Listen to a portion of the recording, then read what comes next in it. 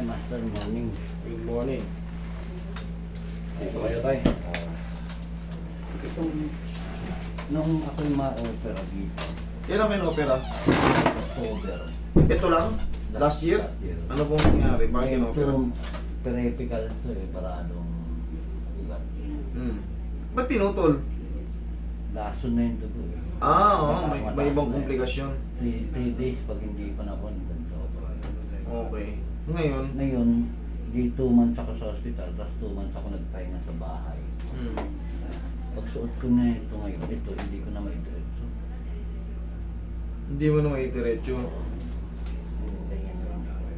Tumigas dahil sa... Oo. sa Pero pag tagal mo, ano? tuwing maga, ginaganong ko to, medyo nauunat ng konti. Ngayon lang kasi galing sa takin, galing pa kami yung Bantamaster. Okay. Tapos kakasuot ko naman yan. Karoon na ako ng frozen. Yun pong talagang ano yan. Kasi wala na yung ano. Talagang palaging ganito yan. Oo. Yung bigat ng ano nyo, yung bigat ng katawan nyo, iaasa nyo na rito sa kilikili nyo eh. Palagi nakagano kayo kasi wala to. Kasi yung kanan nyo niya, nangangawit din yan. Gusto nyo mang umupo o gusto nyo mang ano, palaging sasaloy niya. Ngayon, nagbago yung position dito. Siyempre, pag nagbago yung position, mamamagayin ka, hindi sasakit. Ngayon nga, meron na akong prosthetic. O kailangan nyo para, kahit pa paano tukod lang. Kanya lang, ito nga mahina. Pero kahit pa paano sana pwede na ako maglakad eh. Ngayon doon naman sa amin, meron na sabing marunong daw siyang bone setting. Bone setter. Sumubok ako. Sabi niya ito daw may kulabas na. Hindi mo, binalit ng toilet, tapos binatak pa. Hindi dahil lumabas, di ba? Ganito, ang paliwanag niya sa'yo, lumabas daw. Sabi niya, konti daw lumabas na ng konti. Ngayon, ang ginawa niya, nilabas niya rin. Nilabas niya na ganyan yung toilet. So, ang nasa isip niyo, nilabas niya lalo. Oo, hindi ko. Okay. Hindi ka nagpa-x-ray kasi para nakita niyo yung ano, yung explanation bakit niya ganun ang ginawa. Nangyayari kasi, ako ginagawa ko rin yun. Pag ang shoulder niyo ay nakababa, hindi nakalabas. Kasi kung nakalabas nga naman, sabi niya sa'yo nakalabas o nakabaon. Hindi ko lang maalala, baka naman ako. Nakabaon yun. Pag nakabaon, ilalabas yun. Kasi yung sa rotator cuff, yan, may nakaganyan yan. Pag na-dislocate kasi yan, mostly, hindi pa ganito. Pag ganun. Baka ganun ang ginawa niya. Kasi pagka nakaganito ibig sabihin, punit na yung mga nandito sa deltoid, sa ano, yung mga muscle na yan, fracture na yan, tsaka yung tendon ng ano, tsaka yung mga ligaments sa pangilalim. Pag nagumanyan, mostly pag ganito, dumudulas ng pag ganyan, na-overstretch yung ano, na-overstretch yung mga nandito nakakapit. Kasi punong-puno ng mga ligaments yan sa yung shoulder. Tapos nababalutan ng deltoid muscle. Ngayon, hindi mo may angat mo. Kukuha nga lang, minsan ako nung pagtitinda ako ng sigarilyo, halos, yan, pinakataas na yan. Yan na, pantay lang. Ito, medyo okay pa.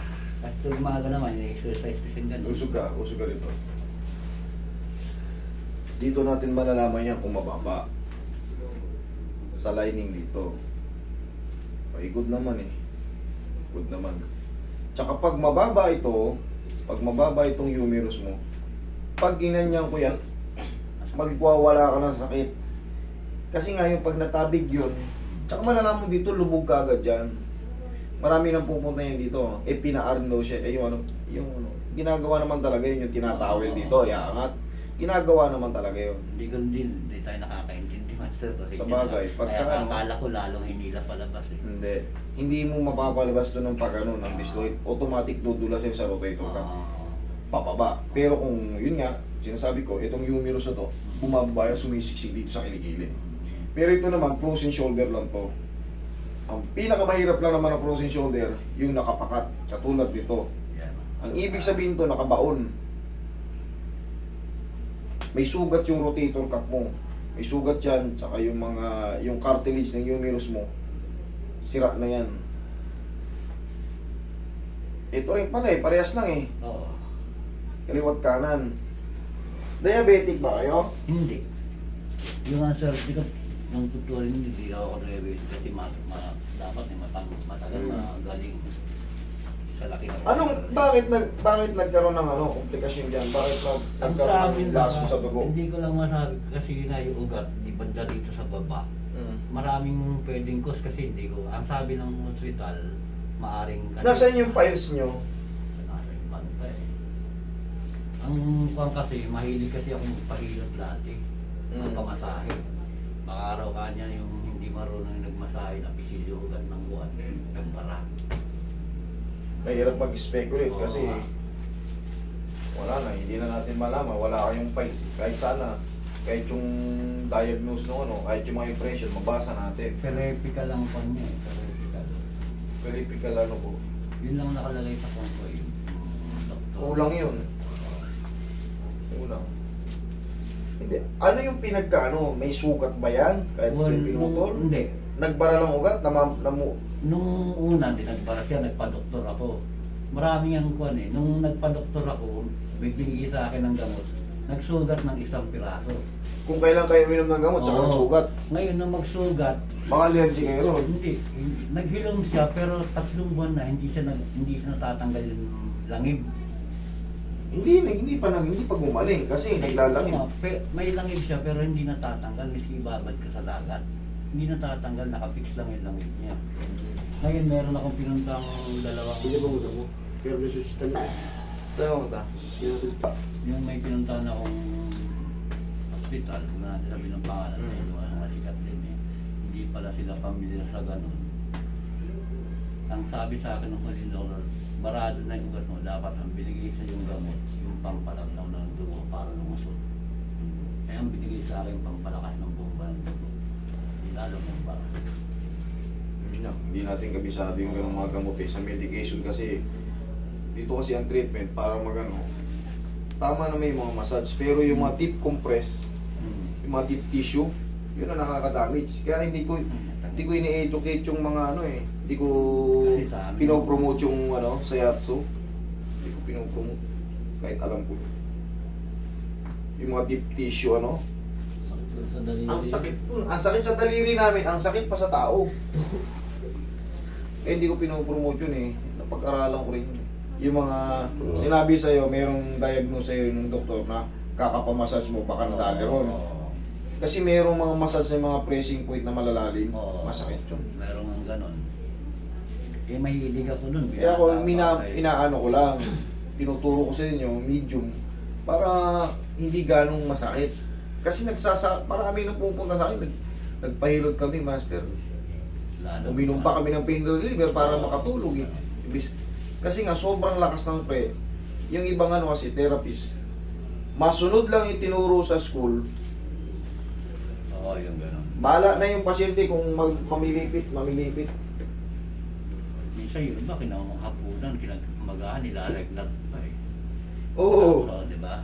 Kaya nga ako, hindi ko yan tinuturo na kahit pinag-aralan ko yun, may libro nga ako niyan dyan eh.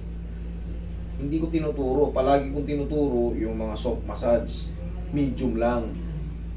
Ayan, nahahawakan, nararamdaman niya, pero hindi siya umaaray. Kasi yung mga may mga po yan, may mga sukat-sukat yan, pressing point.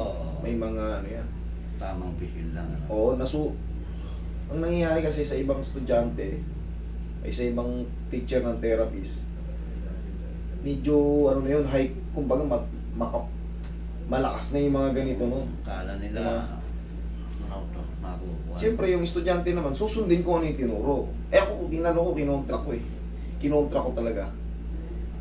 Dahil na-experience ko bago ka kasi doon sa amin, doon sa school, bago ka kasi turuan, isa-sample ka muna sasampulan ka kung saan nabatamaan. Na-experience ko, sobra sakit. Iba't ko ipaparana sa magiging pasyente ko kung alam kong masakit. Pero kailangan namin kasing pag-aralan dahil nandun yun sa module nasa libro. Kaya nga para sa akin, master, may diferensya na kami yung mga ganito. Hindi, ang tawag dito is adhesive capsulitis.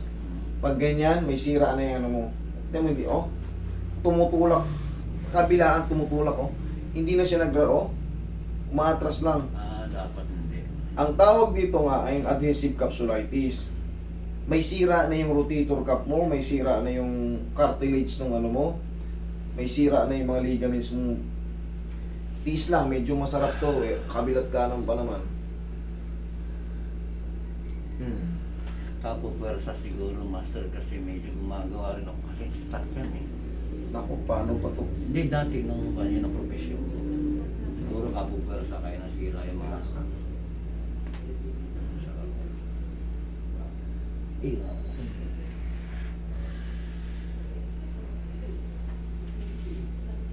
Higa kayo?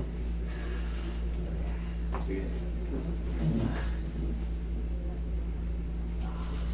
Yan, pahinga nyo lang muna. Para makabuelo kayo. Tapos ito naman sa tuhod nyo. Kailan kayo na-opera? Last year? October 8. Ayaw niya na dumiretso.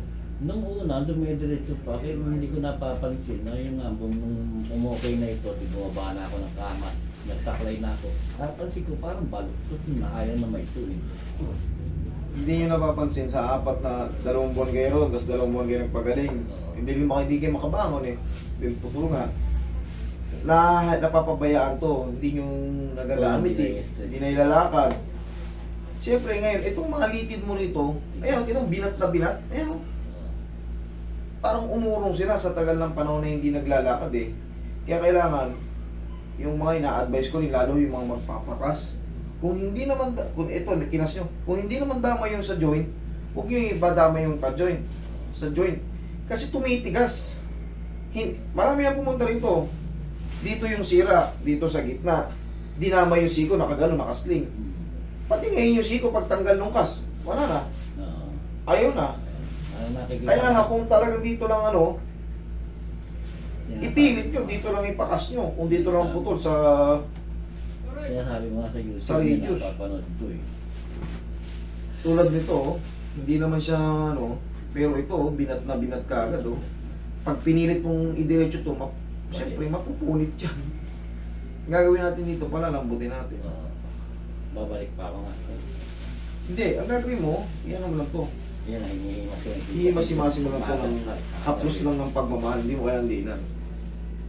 Usugin natin yung posisyon para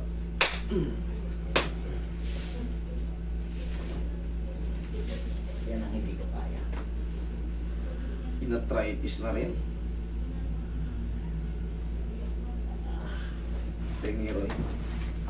Gagantuin nyo lang to. Palalamputin nyo lang to ng haplos nyo. Simula nga no, hinahapos ko lagi ng speaker. Oo, ganun lang. Tapos bilid-bilid ko na, sinutuid ko, nakatayo ko, sinutuid ko. Tama yun. Ito kasi, oh, yan oh. At, Yung mga strap na to, di ba titigas? Pag ganun yung may pain na, out. Ganun na.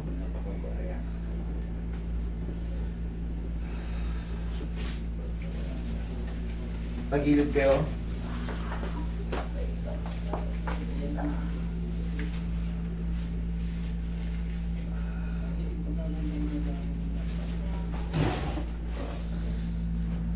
Kabilang side.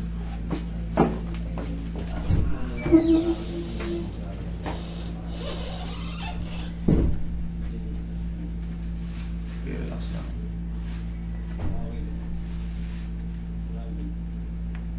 Yan, okay na ba?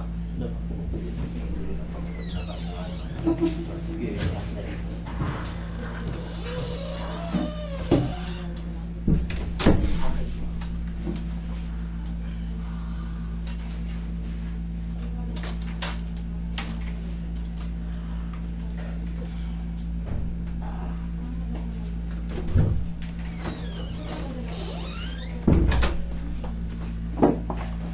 Kagad maangat yan. Pero yung mga tumunog na yun doon sa loob, yun yung pagka-indikasyon na natanggal na yung pagkakapakat mo ano. Susunod. Yan. Yan. Ito mo na, Roy. Kaya mo na. Yung mga naramdaman yung mga tumunog dyan, yun yung magpapaluwag sa mga joint na ano. Tapos, susundan nyo yun ng ano. Kunyari nakaupo ka. Kasi hindi naman na kayo makatayo na may saklay. O sabihin natin nakatayo kayo na may isang saklay. Kapit kayo sa mga grills o kaya sa mga pinto nyo o sa ano. Inatin nyo na ng ganun. Pahila. Oo, mahila. Tapos, ganun palagi nyo gaganyanin. Yan, yung mga daily time. Okay. Upo kayo. Ito kasi, pag tinabig mo to, malakas na to. Hindi na to basta-basta masakit. Ngayon nyo nang ihiga ito ng ano, patagilid, hindi na kayo masasaktan basta-basta yan pagka natanggal yung pagka ano. Kasi nagsusugat na yung loob nito, sir. Nagsusugat. Wala bang gamot na pwedeng yan? Tumasal? Hindi po kami nag-aano ng gamot. Pain reliever, mga ganun. Hindi po kami nag-aano niyan. Hindi po kami nagsasuggest ng mga yan. Wala po akong knowledge ano. Ang narinig ko na sinasuggest may paa ng manok eh, no? Ano sa mga collagen yun. Normal yun, hindi medicine. Talagang inaano ko yan. Pero yung paborito ko nga yun eh. Ayan, sa mga joint yan, collagen. Yan ang original na Oo, collagen. yung nga sabi mo eh. Narinig ko nga sa Manok. Ito kasi sa mga frozen shoulder, pag mga ganitong kaso, double frozen shoulder, maano rin to, aangat din to, kaso, tiyagaan lang. Ang mawawala lang dito sa adjustment, yung pain, kaya mo na itong diinan, kaya na itong itulak. Kasi pag babangon ako, ito tinutuon ko eh. Yan, tama yan. Tapos yun nga palagi, gano'n o. Ganyan, ganyan. Yan, palagi yan. Ayun, oh. Tapos suntok, sige, suntok. Ganun ako. Tapos suntok. ganito. Ayan o, taas na nga, angat. O, kamay mo. Ayan, ayan o. Hindi kasi kanina maga, hindi naman ako nag-exercise, nasa pantay na tulog. Tandaan nyo palagi, yan ha. Pwede sa inyo. Tiisin mo yung sakit. Kasi nangyari dyan, siguro nagbago yung posisyon, nasira. Kakaano, pati nga yung tuhod nyo, nagbago rin posisyon. Gawa nung tagal kayo natingga. Siyempre hindi kayo makaganon-ganon sa higaan. Nag-stack up. Oo. Kailangan kasi, yung mga ball joint natin, yung joint natin, kahit pa paano, Oo. ganun. Kaya nga tinuturo yan kahit sa bata ka pa lang, sa school, tinuturo na mag-stretching ka. Hindi pa nga ako nakapupun kompleto sa exercise. Pero nung na-describe, Nung inopera na, wala. tambay na, Wala, ba't na? palingaan na. Kaya nga meron nga akong station. O yan, kung sa kunyan, nandiyan ka sa upuan, kasi hindi ka naman makakapag ano, pag nakatukod ka sa, yan, sige nga, ganun. Yan, Ito na. ganun. yan, o, pakabila. Tapos. Tapos suntok. Umaga ganyan, 20, tapos ganito. Yun, pala eh. Ganun lang po. Araw-araw ginaganyan ko sir. Tapos ito, binat na eh, o. Inat-inatin. Yan, mataas naman ang kamay nyo. Tapos yan, o. Wala na, kahit baldugin mo yan. So, konting bilang na daan para. Yan.